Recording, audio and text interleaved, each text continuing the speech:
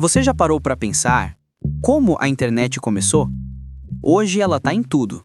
No celular, na TV, no trabalho, nos jogos, até nas geladeiras. Mas o curioso é que a internet não foi criada para diversão, nem para redes sociais. Na verdade, ela nasceu de medo. Sim, medo. Medo de uma guerra nuclear. Sejam todos bem-vindos à História da Internet. Estamos nos anos 1950 e 60. O mundo vivia uma tensão constante entre Estados Unidos e União Soviética. A corrida espacial estava em alta, os mísseis nucleares eram uma ameaça real e o medo era: e se um ataque destruir nossos meios de comunicação? Como vamos coordenar uma defesa? O governo americano criou então a ARPA, a Advanced Research Projects Agency, que mais tarde se tornaria a DARPA. O objetivo era simples, mas ousado: criar uma rede de comunicação que continuasse funcionando mesmo que partes dela fossem destruídas. Foi dessa ideia que nasceu a ARPANET, em 1969. Naquele ano, apenas 4 universidades estavam conectadas: UCLA, Stanford, UC Santa Barbara e Utah. A primeira mensagem enviada foi algo tão simples e tão simbólico. Tentaram mandar a palavra login de um computador para outro, mas o sistema travou no meio. Só chegaram as 2 primeiras letras, LO. E o operador brincou: nós acabamos de dizer LO, como em look. Olhe. Sem querer, aquele travamento virou um marco, o primeiro olhar digital do mundo. Nos anos seguintes, a ideia se espalhou entre cientistas e universidades. A ARPANET cresceu, conectando laboratórios, centros de pesquisa e estudantes. Mas ainda era algo restrito, técnico, difícil de usar. Até que 2 nomes mudaram tudo: Vinton Cerf e Robert Kahn. Eles criaram o protocolo TCP/IP, o coração da comunicação moderna. É o que permite que computadores diferentes falem a mesma língua. Esse padrão foi adotado oficialmente em 1º de janeiro de 1983, data que muitos consideram o nascimento oficial da internet. Mas faltava algo essencial: uma forma visual e acessível de navegar. E foi aí que entrou o físico britânico Tim Berners-Lee, em 1989, no CERN, na Suíça. Ele criou o WWW, World Wide Web. Inventou também o HTML, o HTTP e o primeiro navegador. A web não era a internet em si, mas uma camada que transformava códigos em páginas, links e textos clicáveis. Era o início da internet como a conhecemos hoje. Nos anos 1990, o governo americano abriu o uso da rede para empresas e cidadãos. Surgiram os primeiros provedores, os primeiros sites, os e-mails. Em 1993, o navegador Mosaic popularizou o acesso. Pouco depois, nasciam nomes que mudariam o mundo: Yahoo, Amazon e, mais tarde, o Google. De repente, a internet deixou de ser um projeto técnico e virou uma revolução cultural. As pessoas começaram a conversar, trocar ideias, criar fóruns e comunidades. O mundo começou a se digitalizar. Com a popularização da web nos anos 90, algo ficou evidente: o volume de informação crescia mais rápido do que as pessoas conseguiam acompanhar. Milhares de sites surgiam todos os meses, mas não havia um jeito fácil de encontrá-los. Foi aí que nasceram os mecanismos de busca. Antes do Google, existiam nomes que hoje quase ninguém lembra: AltaVista, Lycos, Ask Jeeves e Excite. Eles tentavam organizar o caos da web, mas eram limitados. Em 1998, 2 estudantes da Universidade de Stanford, Larry Page e Bryn May, criaram um novo modelo, um algoritmo que avaliava os sites pelo número de links que apontavam para eles. Nasceu o Google. O nome vem de Google, um número gigantesco, um 1 seguido por 100 zeros. A ideia era simples: organizar toda a informação do mundo. E o Google fez isso tão bem que poucos anos depois se tornou a principal porta de entrada para a internet. Não só buscávamos informações, mas começamos a depender delas. Nos anos 2000, algo ainda maior aconteceu. A internet saiu das mesas e foi parar nos bolsos. Os celulares inteligentes mudaram tudo. Com o lançamento do iPhone em 2007 e do Android logo depois, o acesso à internet virou algo cotidiano. De repente, não era mais entrar na internet, era viver dentro dela. Os aplicativos substituíram sites. As redes sociais começaram a dominar a atenção humana. O Facebook conectou amigos, O Twitter deu voz a opiniões. O Instagram transformou a imagem em identidade. E o YouTube democratizou o audiovisual.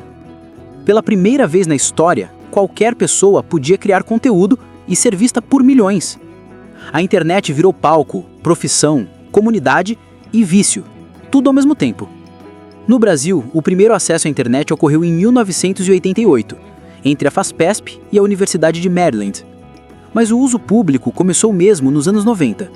Quem viveu a época da internet discada lembra bem, aquele barulhinho do modem tentando conectar. Era lenta, cara e limitada, mas mágica. A partir dos anos 2000, com a banda larga e os celulares, tudo mudou. Vieram as redes sociais, o YouTube, os jogos online, o streaming. E com eles, novas formas de viver, trabalhar e pensar. A internet se tornou o maior experimento humano de conexão e colaboração da história. Mas também trouxe desafios: vício, desinformação, manipulação e bolhas digitais. É uma ferramenta poderosa, mas como toda ferramenta, depende de quem a usa. Enquanto tudo isso acontecia na superfície, havia uma outra camada da internet, a que você não vê. Chamamos de infraestrutura da rede. Cerca de 99% de todos os dados globais viajam por cabos submarinos que cruzam os oceanos. São verdadeiros veios de informação enterrados sob toneladas de água conectando continentes. E existe também a chamada Deep Web, que representa partes da internet que não são indexadas por buscadores. Hospitais, universidades, sistemas bancários, todos estão lá, fora do alcance público. Contrariando o que muitos pensam, Deep Web não é sinônimo de crime. Ela é simplesmente a parte privada da internet.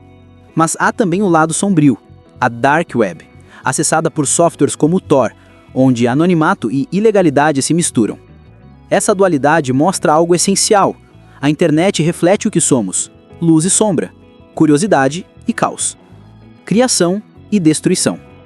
Com tanta informação disponível, um novo problema surgiu: como saber o que é verdade? Se na década de 2000 o desafio era ter acesso, na década de 2010 passou a ser filtrar o acesso.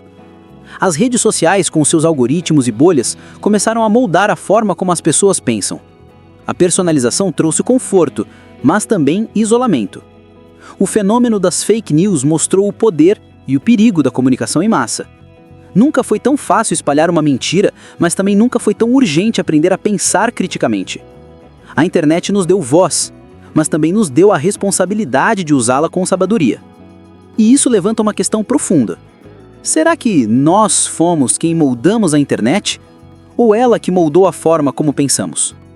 Hoje, a internet está entrando em uma nova fase. Falamos em 5G, inteligência artificial, computação quântica e até metaverso. Mas por trás dessas palavras técnicas está algo maior: a tentativa de tornar o digital indistinguível da realidade.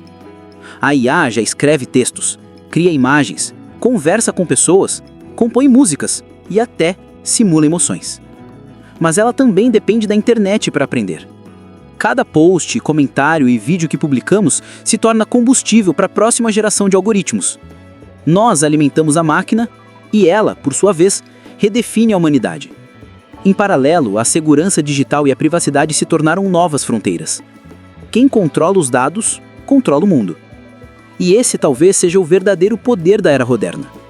No futuro, talvez olhemos para trás e vejamos que a internet não foi tectonicamente um impacto, e sim psicológico. Ela mudou a forma como pensamos, lembramos e nos conectamos entre si. Quando a ARPANET foi criada, o medo era o fim da comunicação em caso de guerra. Hoje, o desafio é o oposto: comunicação demais. Vivemos conectados o tempo todo, mas às vezes mais distantes do que nunca. A internet nasceu da busca por segurança e nos levou à exposição total. Nasceu para unir cientistas e acabou unindo bilhões de pessoas. Ela é a prova de que o ser humano cria ferramentas que, no fim, o recriam também. Então, da próxima vez que você abrir uma aba, assistir um vídeo ou mandar uma mensagem, lembre-se: você está tocando em algo que começou como uma linha de código em um laboratório e hoje é o tecido invisível que costura toda a nossa civilização. A internet começou com medo e curiosidade. Hoje ela é movida por necessidade e dependência. Ela nos permite ver o mundo inteiro, mas às vezes nos faz esquecer de olhar ao redor. Nos dá liberdade, mas também cria vícios. Nos aproxima, mas nos divide. E talvez o verdadeiro desafio do século XXI não seja criar novas tecnologias, e sim reaprender a ser humano em meio a tantas máquinas. Porque no fim, a internet não é só um sistema de cabos, dados e servidores. Ela é um espelho, um reflexo de quem somos, do que acreditamos e do que escolhemos construir. E a pergunta que fica é: estamos usando a internet para evoluir ou apenas para existir? Gostou do vídeo? Então deixa o like, se inscreve no canal antes do clique e vem descobrir comigo as histórias escondidas por trás da tecnologia. Toda semana, 2 novos episódios sobre o passado que moldou o futuro. Porque antes de todo avanço, existiu um clique e uma história que merece ser contada.